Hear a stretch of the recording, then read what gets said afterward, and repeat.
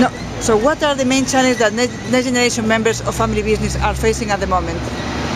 Well, the key challenges, and my experience is in a lot of different places in the world, not just the U.S., seems to be that people in the next generation have energy and they have ideas and they want to contribute, and they feel like their contribution is blocked, or they don't know quite how to get across the fact that they're not children anymore, that they really have something to offer the family, and they want to be taken seriously. Yes. And what are in your opinion, the keys to overcome those challenges? Well, the people that get stuck are people that say, well, what can I do? I'm just a young person and I can't have any input. Or people who get impatient and say, there's nothing I can do. My father won't listen.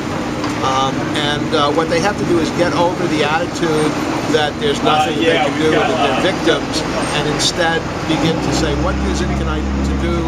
How can I get my father or my parents or whoever it is engaged in these questions? How can I have conversations with them? How can I get them to listen to me? How can I get them to look at new experiences and new possibilities, and basically ask questions for things that they can do, not be stopped by the things that they can't do.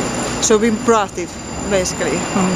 I'm curious about the workshop that you are doing to help next generation family business members to create a personal development plan.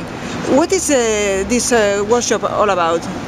Well, in order to have an impact and be a leader in the family business, the first thing is you have to develop what we call credibility, in the sense that if you're coming into your family and saying, well, here's all the things you ought to change, the first thing that people say back to you is, well, who are you? Just because you were born in the family doesn't mean that you have the ability to change, and doesn't mean that you're right. So when you come to the family, you have to have a sense of why should you be listened to, which is your credibility. And the way to be listened to is to do things like work in another family, in another business, and develop a track record, develop skills, get an advanced degree, do things, internships, and have experiences that show that you can do something.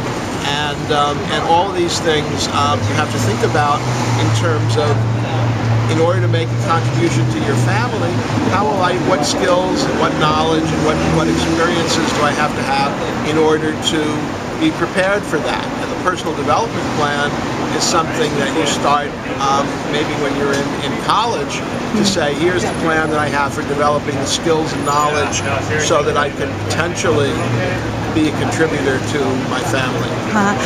And I'm thinking about those next generation members of family business that are already working in the family business, but they are working with an entrepreneur that doesn't really allow them to do much, or they don't have much responsibility. What kind of development plan they can have? Well, two things that they can do. One is they can leave the family business and go work somewhere else and develop their skills. And if they ask themselves, how are they going to get the kind of experience that they need to go back in the family will wait for them. Or if they're not willing to do that, at least they can develop. They can go to a good business school. They can go to workshops. They can seek out networks and experiences that can allow them to develop.